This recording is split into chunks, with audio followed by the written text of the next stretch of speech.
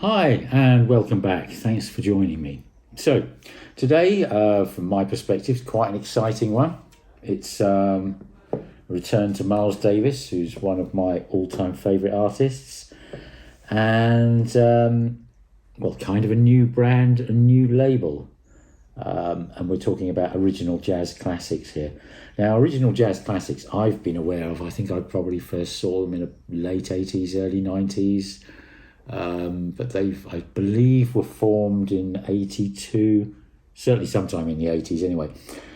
And they were always a budget label. I mean, very, very much a budget label. I think their launch prices of LPs were maybe about £5 a record, when normal LPs were perhaps double that. So I think when I first became aware of them, they were maybe about a tenner for an LP, whereas a proper pressing, if you know what I mean, was more like 20, so or 15, 20. So they've always been a budget label, and as such, frankly, being a bit of an audiophile, bit of a snob, you might like to say, I kind of steered clear. I didn't really want to buy budget pressings, and that's kind of where original jazz classics were filed in my head. But anyway, they went out of production some long time ago, and only very recently I kind of looking around for various things. It's sort of I've noticed more and more of them, and I've seen lots of YouTube videos by other channels where they're obviously people are avidly collecting these things and paying big money for them. And I was like, oh, blimey, okay, original jazz classics, maybe I hadn't really given them the credit they deserve. But that's one thing. That was the old original jazz classics, which was always, without doubt, a budget label. Now, if we look at the current original jazz classics, and it has to be said, this is the first release on the new label, if you like. So they've reintroduced the brand, reintroduced the label. It's part of the Craft Recordings group, which is in turn part of the Concord Music Group. And they have a catalogue of about 200, 300 titles, I believe. So there's an awful lot of exceptionally good music that they have at their disposal that they can be releasing. And from my perspective, critically, the thing that really got me about OJCs, and when I was first became aware of them, was when I discovered Miles Davis's Prestige era albums. And I'll just run you through these. So, for those who don't know, Miles Davis in the 1950s, I think he was recording with, he did a session with Capitol in 49-50, then he did a session with Blue Note, I think. Then I believe signed to Prestige, maybe in 51. Now Prestige were, literally just around the corner from Blue Note, their offices.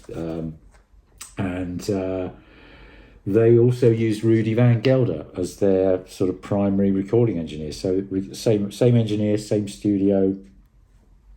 So very much cut from the same cloth as Blue Note, which is very famous. Now, after being with Prestige for a few years and doing an awful lot of sessions with different bands, different setups, Miles was struggling with heroin basically for the early 50s, and not in a good space, but still producing incredible music. It has to be said, really has to be said.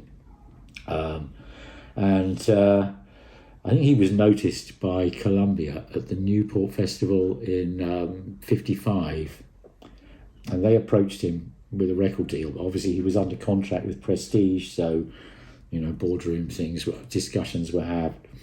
And I believe that the story goes that he could start recording with Columbia immediately, but nothing could be released until he had finished his contractual commitment to Prestige in terms of recordings and 4 albums to be released.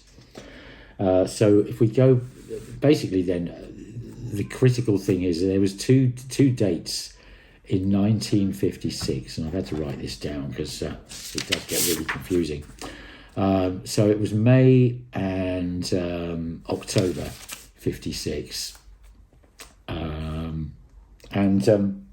he went into Rudy Ganvelder's recording with his what's known as his first great quintet, which was Red Garland on piano, Paul Chambers on bass, Philly Joe Jones on drums, and John Coltrane on tenor sax.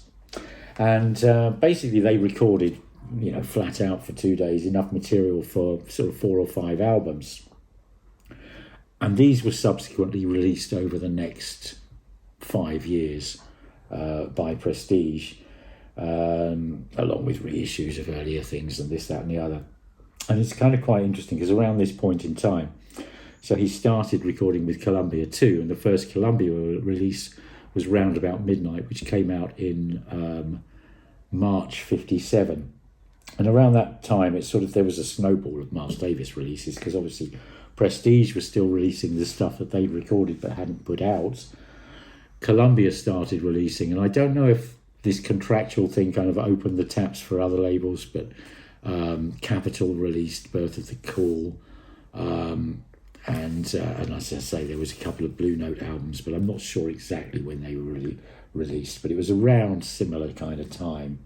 And then something I'll get onto later, Philips stroke Fontana. Fontana was a French subsidiary of Philips, released something the following year, which I'll get onto because it kind of ties in with these. But anyway, these 2 sessions resulted in 5 albums. The first of which to appear was Cooking with the Miles Davis Quintet. Absolutely fantastic cover, I think. Just one of the greatest, coolest covers out. Cooking with came out in July 57. And, if you bear in mind, we had the first of the Columbia albums round about midnight in March that year, and then we had Workin, which was another Prestige album, I think around April or something, I'm not entirely certain of the month. Then we had Cooking, then we had the second Columbia album, Miles Ahead, in October 57, and then we had Bag's Groove, which was a reissue, a re-release of a previous Prestige 10-inch album, I think, in December 57. So it was, 1, 2, 3, 4, 5 or 6 LPs from Miles in 1 year. Quite incredible. But anyway, Cooking With was the first of this series from that last session. And I'm going to kind of refer to this whole series as one, if you like, because it's just so damn hot. You need to kind of, if you get one, if you like one, you'll like the lot. There's no question. So the first was Cooking With. The next one, we're not in order here, was Relaxing With. Again, that came out in March 58. And then the third one, Working With, which actually didn't come out until January 60, although remember these are all recorded at these same sessions in 56. And then lastly, in July 61, we have Steamin' With, July 61, again recorded at the same session. Now I will mention one other record here, which isn't often kind of linked with the same group.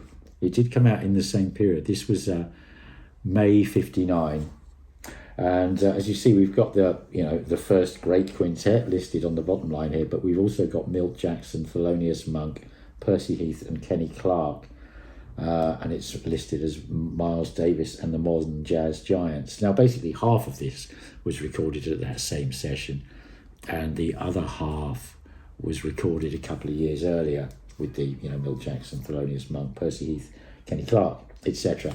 But again, this is a phenomenal album, and it does deserve to be lumped in with these others. But anyway, that's just to sort of set the scene. And I will say, I mentioned the Fontana and the Philips. If we just come back to this one, because this is what we're talking about. There was an album, Ascenseur pour l'échafaud, which came out in, I think it was early early 58. And that was like these, it was basically Miles Davis in a studio in France, as it happens. He'd got the commission for the job pretty much, I believe, that afternoon. Went in there with an unknown band and just literally improvised a film score. And it just, to this day, it remains one of the most jaw-droppingly beautiful, captivating, enchanting pieces of music ever recorded. And I mention that because it is slap bang in the middle of the sort of same era as these, and it also it just has the same feel, and I would almost include it as the sixth album of that feel. I think I'm terrible on my jazz genres, but I think it's, you know, some people would refer to it as modal jazz, but it's very kind of spacious, it's kind of emotive, it's calm, there's a real groove and a swing, but it's just dripping with cool and style and chic and elegance and space.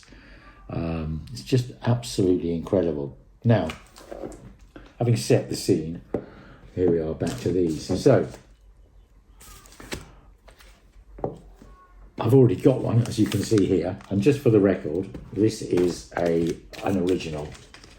So this is a 1960s original, and it's the back cover and the front cover, and this is the original Prestige. I think they called it the Fireworks label. As you can see there, this is what they refer to as a deep groove. There's a slot there, maybe 2 millimeters wide and 1 millimeter deep all the way around.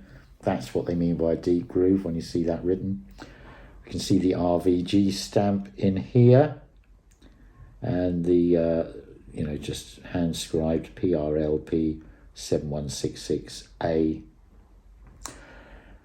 And this is mono, and all copies of this are mono because that's how it was recorded. It wasn't recorded in stereo, so anything stereo will be a re-enhanced, no interest to me whatsoever. It's a mono recording, and it's, that's what it always will be and what it should be. Now, this OJC, why am I buying a reissue when I've got an original? Well, there's two reasons. One, my original is not mint. I would say it's VG. It's covered in surface scratches, but they are all very light. But you can hear faint noise throughout. I've looked on Discogs, and you can get an original for maybe 150 to 500 in varying degrees of VG to VG plus. There are no mint ones out. I very much doubt there's a mint record like that anywhere. Basically, it's 70 odd years old. It's you won't find mint ones around anymore. But 150 quid would get you something which I would imagine would be maybe similar to this. Hopefully, maybe it's worth a little more than that. But it's not an easy album to find in supremely playable condition. Whereas this is brand new, it's a new release, and unlike the original jazz classics that I've just mentioned and described, the budget label, I want you to think about Blue Note tone poets.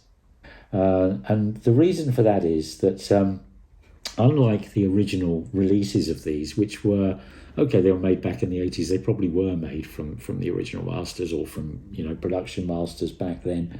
But they did certainly later in the series start to be made from digital masters.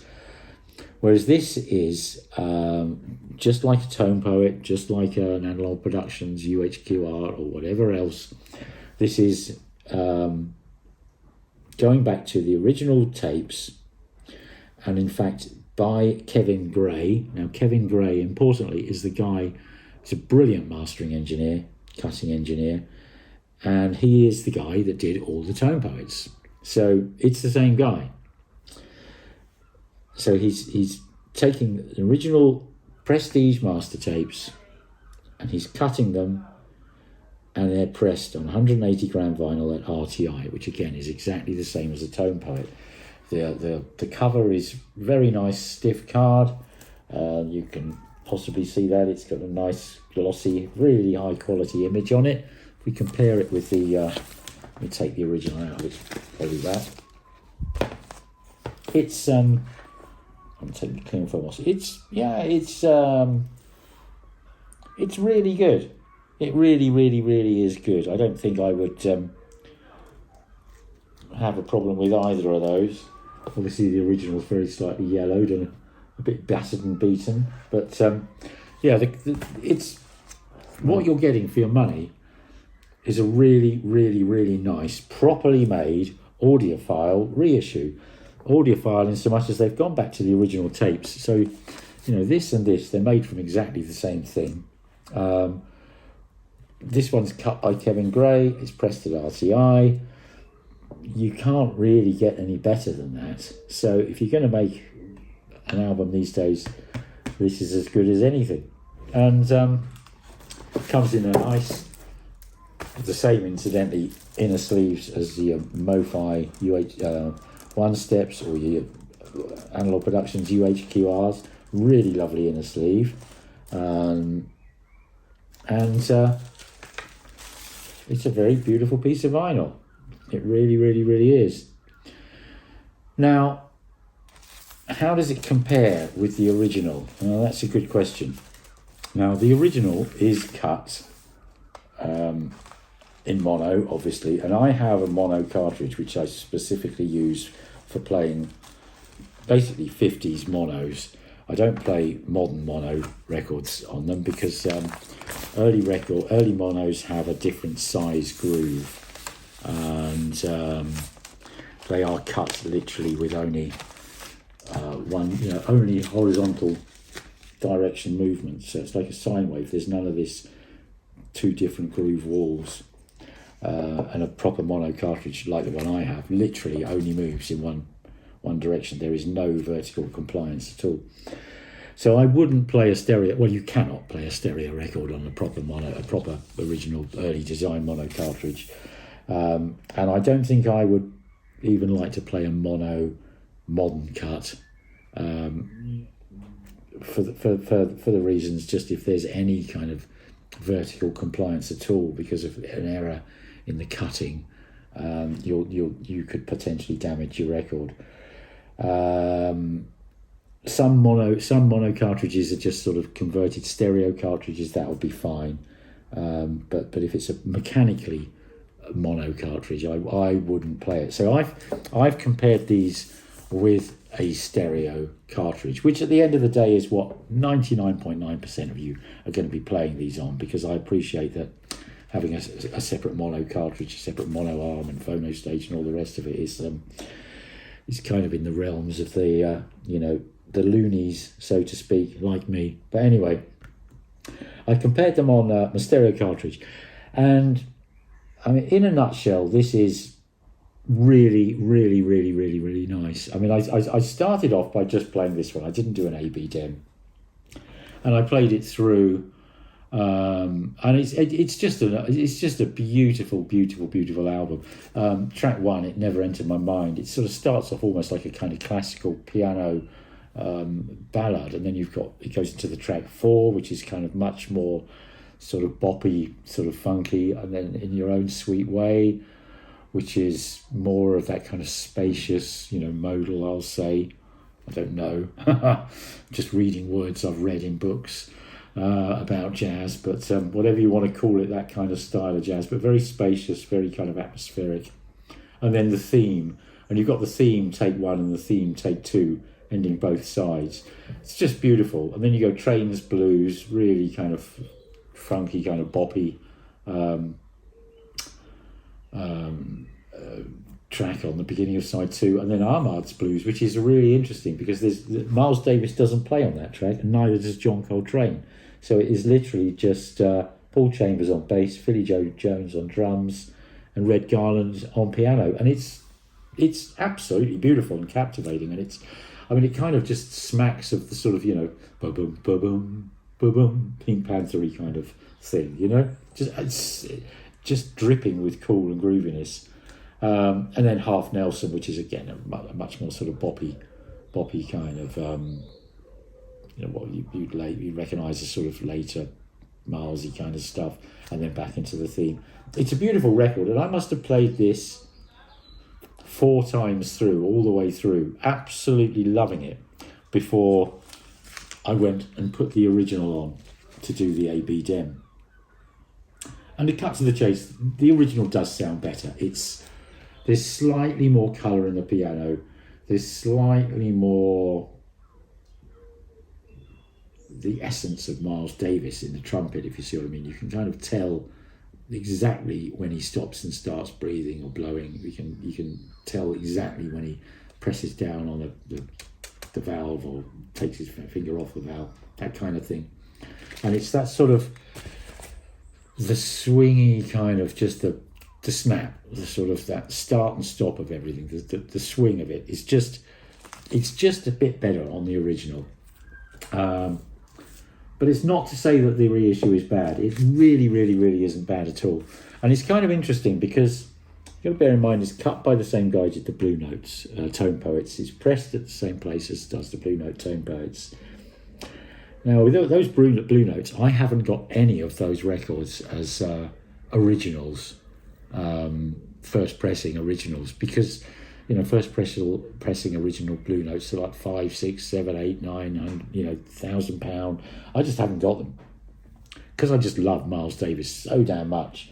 I have got originals of, I think, pretty much all of his stuff from the 50s and 60s at least. He really is, you know, that's my favourite era of Miles by a country mile, and particularly the 50s, and actually particularly the Prestige era, the Prestige albums. They for me are the well, with the exception of that Ascenseur de l'Échafaud, which is actually stylistically very similar.